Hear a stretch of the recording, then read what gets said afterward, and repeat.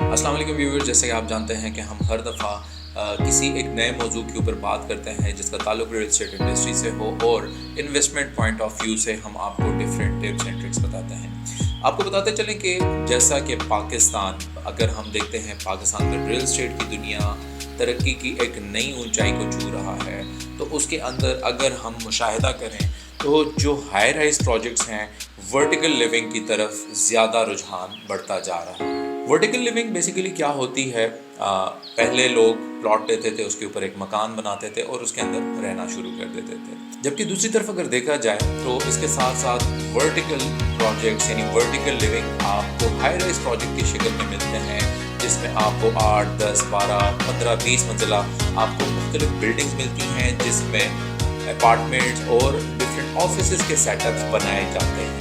पाकिस्तान में अगर एक अरसे से देखा जाए तो कराची से इस ट्रेंड का आगाज़ हुआ और फिर आहिस्ता आहिस्ता करते करते लाहौर और इस्लामाबाद की तरफ इसका रुझान बढ़ता रहा। इस ट्रेंड को फॉलो करते करते आज इन शहरों के अलावा अगर हम देखें तो जो अदर सिटीज़ हैं लाइक पेशावर, मुल्तान, फैसलाबाद और इसके साथ साथ देखा जाए तो हैदराबाद और मुख्तलिफ जो मकामात थे, वहाँ पर भी इस ट्रेंड को बहुत तेज़ी से मकबूलियत मिलती जा रही है। आइए इस वीडियो में आज डिस्कस करते हैं कि इस मकबूलियत की वजह क्या है और लोगों का इस साइड पे क्यों इतना ट्रेंड बढ़ता जा रहा है कि वो वर्टिकल लिविंग की तरफ बढ़ते जा रहे हैं और वहाँ पर अपनी इन्वेस्टमेंट को कन्वर्ट कर रहे हैं। जैसे कि आप जानते हैं कि पाकिस्तान की आबादी मुसलसल बहुत तेज़ी से बढ़ती जा रही है और साल 2030 तक ये एक्सपेक्ट किया जा रहा है जो पाकिस्तान के अंदर अर्बन पॉपुलेशन यानी शहरी आबादी तकरीबन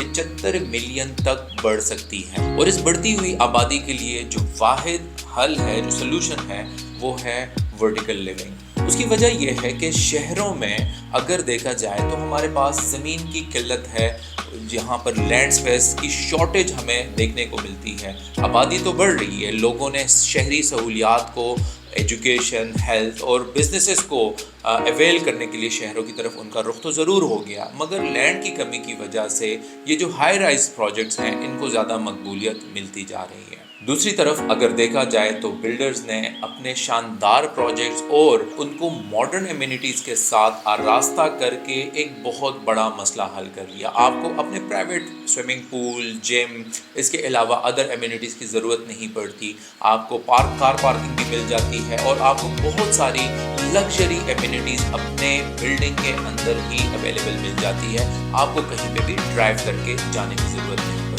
तो इन लग्जरी एमिनिटीज़ की वजह से और फैसिलिटीज़ की वजह से इन प्रोजेक्ट्स को बहुत ज़्यादा मकबूलियत हासिल हो रही है।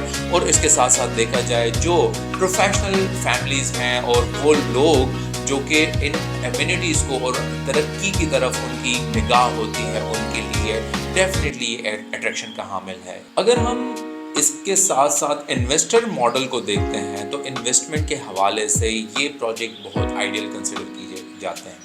उसकी वजह यह है कि जब भी कोई आप प्लॉट लेते हैं, उसके ऊपर मकान बनाते हैं, तो आपको हायर एंड के ऊपर टैक्सेस अदा करने पड़ते हैं। जबकि कंपैरेटिवली अगर हम इन हाई राइज प्रोजेक्ट्स को देखते हैं तो इसमें मुकाबले के तौर पर या कंपैरिजन के तौर पर हमें कम टैक्सेस अदा करने पड़ते हैं। तो इन्वेस्टमेंट पॉइंट ऑफ व्यू से ये ज़्यादा आइडियल कंसिडर किए जाते हैं और साथ साथ एमिनिटीज़ और मॉडर्न लग्जरी लाइफस्टाइल तो आपको मिलता ही है। सो उसी वजह से आपको कम इन्वेस्टमेंट के ऊपर एक बेहतर रिटर्न ऑन इन्वेस्टमेंट यानी बेहतर ROI मिल रहा होता है रेंटल यील्ड्स की शक्ल में। इन प्रोजेक्ट्स में अगर देखा जाए तो मकबूलियत हासिल करने वाले होटल सर्विस अपार्टमेंट्स भी हैं और मुख्तलिफ मकामात, सियाती मकामात के ऊपर बहुत तेज़ी से इन हाई राइज प्रोजेक्ट्स के अंदर जो है होटल सर्विस अपार्टमेंट और सर्विस अपार्टमेंट्स मकबूलियत हासिल करते जा रहे हैं। अगर मुल्क की इकॉनमी के हवाले से देखा जाए तो ये हाई राइज प्रोजेक्ट जैसे जैसे मकबूलियत हासिल कर रहे हैं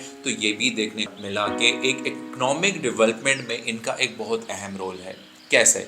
इसकी वजह यह है कि आपको बेहतर प्रोफेशनल इंजीनियर्स आपको रिक्वायर्ड होते हैं, उनके लिए एक जॉब क्रिएशन, इसके अलावा जो लेबर सेट यहाँ पे यूज़ होती है उनके लिए भी जॉब क्रिएशन का एक बहुत बड़ा ज़रिया है। और जैसा कि हम सब जानते हैं कि जैसे जैसे आप हाई राइज प्रोजेक्ट्स की तरफ जाते हैं आपको ज़्यादा टेक्नोलॉजी की ज़रूरत महसूस होती है और ज़्यादा आपको वहाँ पर सहूलियात देनी पड़ती हैं। تو جیسے ہی آپ زیادہ انڈسٹریز اس کے اندر انگیج ہوتی ہیں اور ایک اندازے کے مطابق جو کنسٹرکشن انڈسٹری ہے اس کے اندر 72 مختلف انڈسٹریز انگیج ہیں اور ان میں جو لیبر ہوتی ہے ان کے لیے بھی ایک جاب کریشن کا زبردست موقع بھی ملتا ہے اور یہاں پر یہ پاکستان میں ایز این اکنامک بیٹرمنٹ میں اپنا ایک زبردست رول ادا کر رہے ہیں۔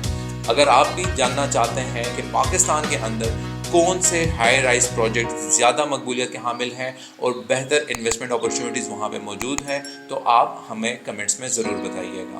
ملتے ہیں کسی نیکسٹ ویڈیو میں نیکسٹ انفارمیشن کے ساتھ، تب تک ساجد سلطان کو اجازت دیجیے گا۔ اللہ حافظ۔